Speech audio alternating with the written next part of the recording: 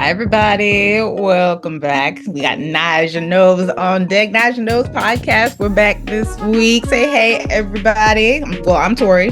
Hey, Nika. Alicia.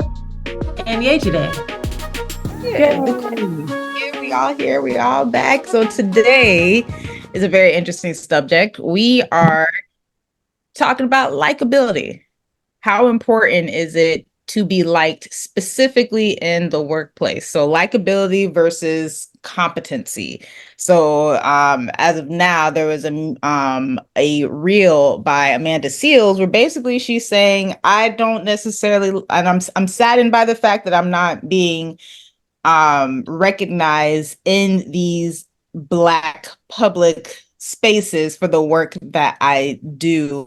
And she essentially kind of, I guess, feels like these spaces, these Black award, ceremonies and things of that nature, she's hosted some of them, or have been a part of it, but she was never been invited. And so I think she feels either left out of the community or left out of that recognition. And a lot of people are really giving her some flack about that, including an Essence article that came out right after that basically said likability is way more important than competence. And so it became kind of a really interesting conversation out on the wide web and Black, not Twitter no more, Black X, whatever, Instagram, all the social medias, they're all talking about it and how they feel that, being liked and where that sits. And a lot of people have a lot of beef and problems with that particular article. I know you guys had a chance to read it. What do you guys think kind of offer it? Go ahead. You want to go? Go ahead, yesterday. Okay.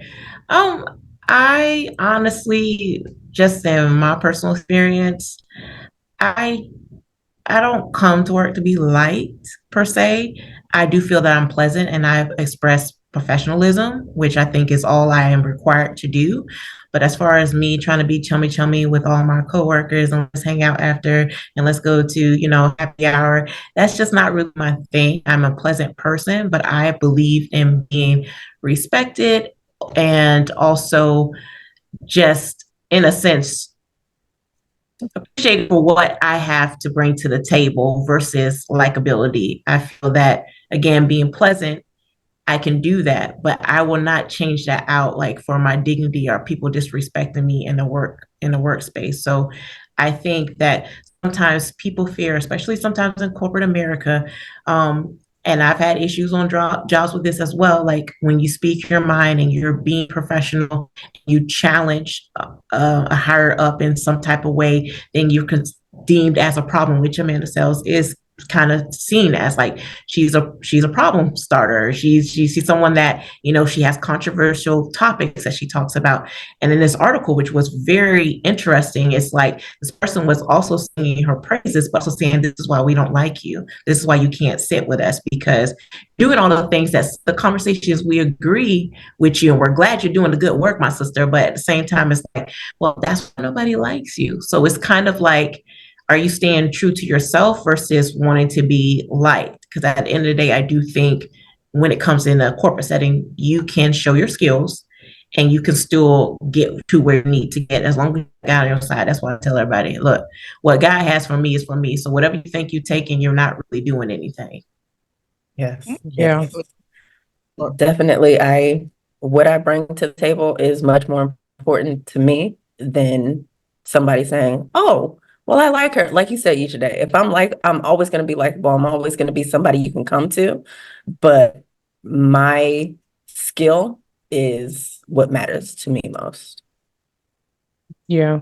I agree. The Essence article to me was very, like you said, usually, like very mean girl. Like I read it and I don't know, I just know Amanda Seales from when she was on the show back in the day and, seeing her on TV and stuff like that. I don't know her personally, but I even felt like an urge to send her a message like, are you okay? Because I felt hurt and I was, it wasn't even about me, but it was like, they was taking digs at her. And it's like, I understand to a certain degree. Yeah, people want to like you and they don't want to feel like you're a Debbie Downer all the time. But if you look at what she does and what she's talking about things that are progressive, things that are progress us as a people. Like you can tell she has a true love for people. So to say like you say usually, yeah, girl, we love how you love us, but yeah, you can't be over here though. You know what I'm saying? That's like very, I don't know. It's very two-faced and hypocritical in my opinion. In my personal experience, I'm not an ass kisser. I'm not a brown noser. I never have been.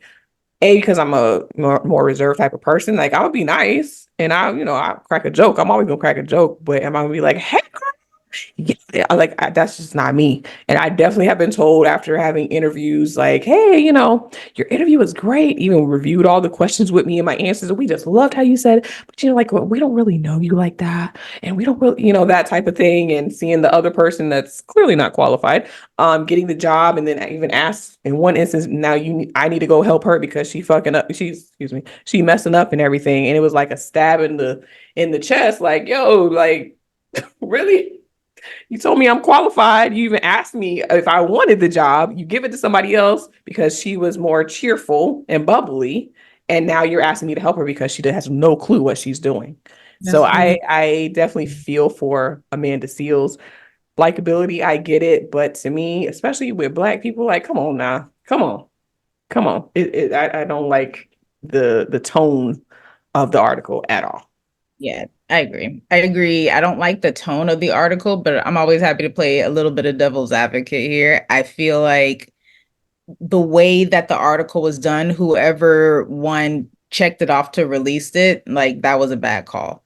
And I get, like, I feel like I understand where the article is coming from in terms of why is likability seemingly so important in the workspace versus, competence, but I don't see how they took a whole long leap of faith to connect it to Amanda Seales. Like I feel like with Amanda Seales, her job is to be someone that speaks, that she always speaks on something progressive. She's always speaking and saying the things that need to be said. That it is what she does, that is her personality, that is her brand, that is what she's doing on behalf of the people. I don't think that necessarily correlates with why I think the article was trying very poorly to say likability, as much as we don't care for that notion, does play a part in the corporate office, whether we like it or not. I mean, to someone made a point, I think EJ might have been you or Nick, but somebody made a point of who wants to work with somebody that they cannot stand. How is that working with somebody that nobody likes? It's like nobody likes that person for a reason. That person that's always on the campaign 24/7, one day, So there's that aspect of what the article is saying, but I don't think that relates to what Amanda Seales is doing, and I don't think that she necessarily had a place in the article in that respect. You either respect what she does and understand her place, because everybody else respects, the angry white men that are screaming all the time about it. We get to respect them, as annoying as they are, but we still respect them and we're not worried about their likability. But you're worried about Amanda Seales' likability. And so I think that's kind of like one section of it. But I think kind of the bigger question is, her complaint was she's not being seen in the Black spaces and calling them the Hollywood machine. So how do you guys feel about her stance in particular around not being recognized within certain media communities? I think that with that, I think there's a couple approaches that you can take. If you feel that you're not being seen, sometimes you have to swallow that humble pie and be like, extend and actually reach out and be like, hey, this is an event that I definitely want to come to. Blah, blah, blah. Well, she has agents or whatever. Have an agent talk on your behalf and make sure that you're in those spaces if you want to be in those spaces. It's one thing to say, I'm not getting invited and I feel like I'm getting picked on. And then what are you also doing? If you feel you deserve to be in those spaces, sometimes you have to advocate for yourself. You may not think it's fair because people that are running the popularity contests that are getting invited over you, sometimes you're going to have to make room for yourself. And I think as Black women, we should not be afraid to make space for ourselves in places where we feel we should be. And even back to the corporate thing. Sometimes I also look at it this way. You gotta play the devil's advocate. It don't matter if I come to hello, my baby, hello, my darling, tiptoe, tap dance, backflip, and do all the things. Sometimes we're still getting overlooked for positions that we're qualified for. So for me, I'd rather stay in the medium. I'm not gonna be I'm not going to be doing don't overlook me for a role and then you expect me to train somebody because last time I checked that is not within my job description. So I will kindly smile and decline. I'll be like, no, I'm not doing that. You don't pay me to be a trainer. That's not on my description. Now, if you would like to add that, we can renegotiate my salary and I'll be happy to train Becky. But until then, I want to clock in and do what I still do best. But again, I think she could definitely reach out if that's what she feels she deserves to be. She can reach out to her counterparts who she is friends with at these spaces and be like, hey, what's really going on? Could you provide the word for me? Can you advocate for me? Then again, it's like you just have to also accept that they're not rocking with me like that. So what else can I do to continue to make space for myself? Like she thanked all her Instagram followers. She's like, if it wasn't for this platform, I wouldn't be here. And you can tell that really touched her, that she still has an audience that cares what she has to say. So I think there's a lot of things that she could do, but it is sad when you see someone doing good work and they're not getting the recognition. Yeah, I think too, because she's being recognized, but not in the way maybe that she feels like she should from her own people. I think that's what it is. And like you said, maybe she should reach out or have her people reach out. I think maybe for her, it's like, well, why aren't they reaching out to me? Like we're the same. We're part of the same community. We're part of the same group. Like everybody should be, we all have the same goal. Their closed mouth don't get fed though. Yeah, you're right. Yeah. I think to a certain extent, especially when it comes to this particular industry, the entertainment the entertainment industry, specifically, especially given all the people that are talking and telling us a lot of what goes on behind the scenes, I feel like sometimes it's not always the case, but for some reason, us Black folk, when we get to a certain spot, that sweet spot where now we getting recognized not by just our own, but especially if we start getting recognized by the Wahites, then we kind of get this little thing about us. It's like, well, girl, like the article is pretty much saying, well, it's like, keep doing what you're doing, girl. Yeah. And then we go, why you hating from outside the club? You can't even get it, that type of attitude. And that's they don't want to ruin what they have, maybe. Exactly. Because she challenges the status quo. If you watch her videos, I have her book, read her book and read about some of her experiences that she talks about in there. She challenges the status quo. And when you have somebody that's challenging you and possibly messing up your bag, people start to act a little funny. My mom used to say, give a nigga money, watch him act funny. People start acting real funny when it comes to their money. And that, money, the love of money, the love of money is the root of all evil. Like that money talks, like it speaks very loudly. And I think the fact that she does challenge the status quo, people don't like being uncomfortable. Just let us, go ahead and have our award show and sip our tea and tell each other how great we are. And we don't need you over here, telling us what we need to change because we like it. We're very comfortable. I think that's where her issue is, because she's challenging people to be different and they don't necessarily want to. To each point, I think she's saying exactly what she needs to say, but I like the fact that she's directing it specifically to Black entertainment and Black media. She don't care about the audience of pilgrims. She's not worried about that. She's worried about, and she's concerned and disappointed in the people that she's doing work for, that happily allow her to get on these news shows and news outlets and go out and speak vocally and happily in the background essence and say, we support you, girl. Thank you, girl, for doing that hard work down there. But we're still doing service. And for at the end of the day, the people paying our paycheck are still pilgrims. And I think that that's kind of where it is in these spaces in the media that's supposed to be Black spaces really aren't. I think we have to admit and be very cognizant of the fact that these Black spaces aren't Black ran at all. They're Black facing, but they're not Black ran. And I think that that's also part of why she may not be getting the kind of recognition that she feels that she probably would have, if these spaces might actually be Black, if they would have been Black ran, I think she probably would get more recognition around saying what she does. But I think this is also another way to kind of bring to light the fact that these spaces are gatekeeping and not recognizing the real work publicly, because the real hand behind it don't want it. They want the happy, jumpy, WB Frog kind of entertainment. That's BET. And unfortunately, that's a lot of other outlets that are Black facing. They still want us, and they still the control over that. And I think the disappointment for her, I can understand that, because somebody like that shouldn't, to me, not be recognized. But she is recognized, but only to a point. So I look at that article like, who really edited it, who really green lighted it at the day, who, as a person who likes to edit, even at my junior level, I look at that and say, this is very biased and unhinged. What is the message that we're actually looking at here? Are we bashing versus being competent, or are we bashing Amanda Seales for calling us out?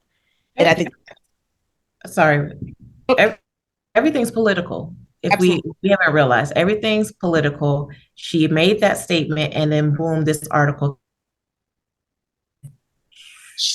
right. And she said, I'm disappointed. And I'm happy that she did that. And I'm sad that she also has to call out these forums that supposedly represent us, and to say, do they actually represent us? Because it looks like the ones that are out here doing the real dirty work aren't getting any kind of recognition. Why? Yeah. And I saw a point that someone made, which is very true.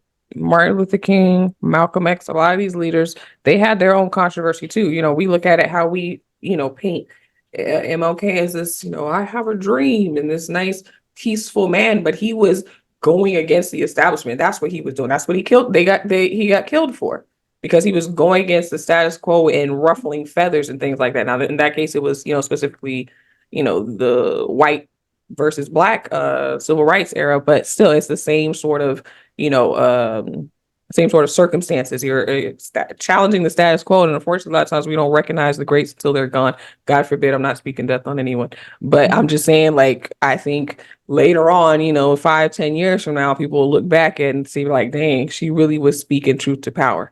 Like, for real. And we should have been recognizing her this whole time, because she was telling us the truth, and she was doing it at the detriment even of her own, paycheck, her own well-being. Because I think in a video, because of her stance and her speaking out about the Palestinian thing going on right now, she lost her agents. They dropped her, if I remember correctly from the video that I watched. So people are distancing themselves from her, and she still keeps going. Like, you got to respect somebody that does that. I'm sorry. Even if you don't agree with them, I understand people have disagreements, but you got to respect somebody that's going to speak the truth regardless. And I was just thinking, like, I hope she doesn't let this stop her. I hope she just keeps going, and regardless of if anybody's recognizing her, that she still shows up and does the job and does what she needs to do. Yeah, somebody like that is. I have a feeling that she is, like, that's what she's here for, and she stands on that wherever she is. I think I think she's going to continue to push for it. I don't think there's any stopping her at this point. She does have a Patreon. I'm plugging somebody else's stuff. She does have a podcast called Small Doses. She does have a Patreon that you can also subscribe to and see a lot of her stuff outside of Instagram or wherever else she posts. But yeah, I and I also don't like that, because of the internet, everybody gets to see this. It's like one of them things, like, this is the argument for us. Let's keep this in the house. But, it's the internet, so it's everywhere. So you got everybody giving their opinion about it. Kind of like, let's settle this amongst ourselves. But it's just, not the what happens in this house stays in this house. That type of thing. That type of thing. Because I feel like this is something that, especially when the article, they kept saying, like, yeah, you're doing the right thing. We see what you're doing. You're having the hard conversations, but still, we don't like you like that. Like, that's so messed up. You're still getting the publicity, though, and that's the thing, where they fail to realize that at the end of the day, publicity is still exposure, regardless. Somebody's putting her on. You have people looking her up. Some people that may not even know her, they're looking her up now. So at the end of the day, you think that this is like to silence her, but it may be in her favor for people to continue to start to back her and put her out into the forefront. So, at the end of the day, sometimes when Negroes be hating, it be to your benefit. And how you going to have the essence to come out there with the audacity? And it's like, of all the people, Essence, you're all about like black women and black Right. women empowering each other. Like, been on Ebony or something. Who gave this the green light? Who edited this? This was so ill done. And not to naysay the writer, I don't know much about who the actual writer is, but the agenda behind this whole thing was so blatant. And so like we're kowtowing to make sure that maybe certain investors don't fall off, but we're still gonna try on the side be like, we like her, and they're like, would you better, oh well yeah, but I mean likability, but she's not likable, and really focus on likability. Again, you see some of these annoying white men shouting everywhere. No one cares about their likability. Everybody seems to be more concerned about what they have to say, which is prevalent, especially in corporate America, and in just jobs in general stuff. We have one as a presidential candidate, just saying. Just saying. With all kind of indictments and judgments against them and everything. Just To make it make sense. Jesus. Just saying. He's running for president. Anything is possible in America. All right. Girl. Well, thank you everybody for joining. Let us know what you think.